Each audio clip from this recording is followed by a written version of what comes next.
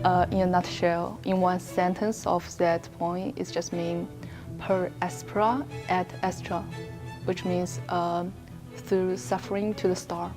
A kind of best wishes to a country.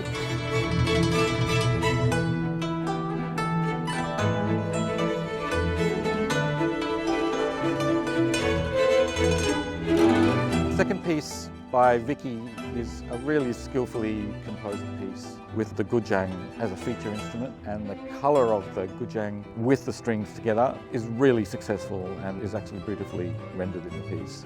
About 1 month after I received this task, I even thought that guzheng is not that kind of instrument which can be put together with string instrument. Guzheng cannot do transposition. You can add any accidental in the middle of the piece. So my personal sees that as a kind of limitation. But about a few days before the due, I went to a rehearsal of Julia and China Orchestra. The way Julia played guzheng just affected me a lot, and I went home and I finished the piece and the main melody in one night. Just flew out of my mind. I can say that as a Chinese, I definitely have some bloodline advantages because although I never trying to know Chinese traditional music and instrument, I've been touched by those melodies since I was very, very little.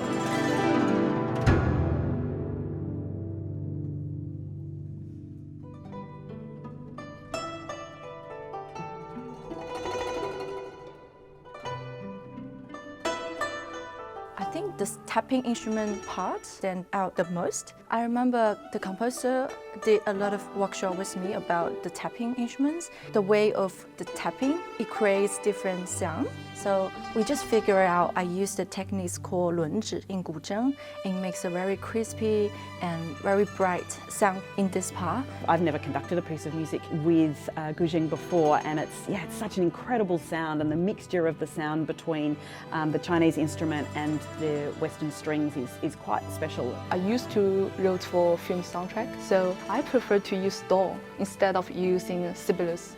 And every other composers are using Sibelius.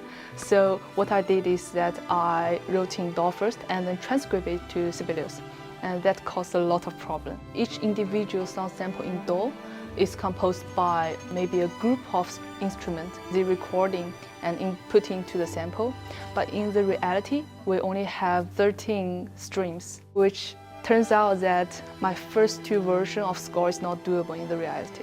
It's often the case with students that they're still gaining experience in the composition of the materials for live instruments. So I think the challenges were for the students was to gain quite a lot of technique and experience in a short amount of time. This might have been the first time that they had written, for example, for a string orchestra, and there are certain guidelines and principles around that we were able to reinforce during workshop, and then also when the students were working with their one-to-one teachers. Initially, I write a lot of DVC. Ivan just told me that violin is kind of instrument that they need to collaborate together. In the first place, I just think about I'm the right person.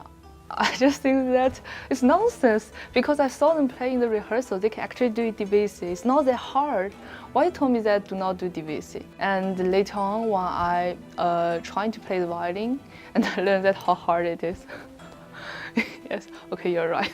My favorite part is definitely the guzheng solo. In the middle of the piece, there's this huge, fiery, flamboyant, and virtuosic solo. The melody is very beautiful, and every time I play in this session, it makes me feel like the butterflies flying around with the flowers. I just feel the happiness.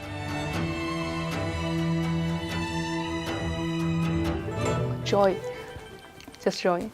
You know, as the point said, in the sweetness of music, let there be laughter, sharing pleasure, for in the dew of little notes, the heart finds its morning and is refreshed.